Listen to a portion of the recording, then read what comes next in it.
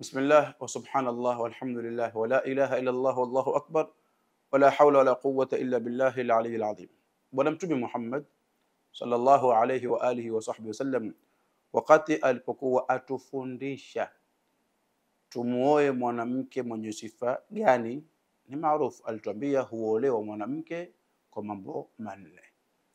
Huolewa kwa sababu ya uzuri wake, huolewa kwa sababu ya pato lake, mali yake, huolewa kwa sababu ya nasaba yake.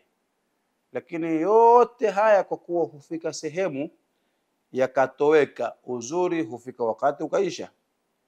Ikiwa nasaba pengine kutokea hapa katikati, watu wakateta, na ikiwa ni pato, kuna kupanda na kushuka, kuna kufukarika. Lakini hili la nne ndilo alituambia tulipigie macho, tulitizame mno, nalo la dini, akituambia fadhfar lidhati dini, chagua mwenye dini.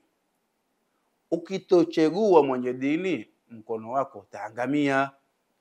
Kwa hivyo kuwa mbali sana na mwanamke asiyekuwa na dini, mwanamke asiyemjua Mola wake, mwanamke asiyemjua mtumi wake. Chagua mwenye dini. Wakati ukampata mwanamke mwenye dini, matatizo hata yakitokea, huwa ajua reference zangu mimi nitarudi wapi katika matatizo haya. Ajua nina Mungu, kuna maneno yake nitayasoma, aniambie hukumu ya haya mambo gani. Na mtumi, kuna hadithi zake nitazisoma, ndio reference zangu hizo ambazo kama nitazitegemea. Wa illa ukitachagua mwenye dini, usilaumu isipokuwa nafsi yako. Wassalamu alaikum wa rahmatullahi wa barakatuh.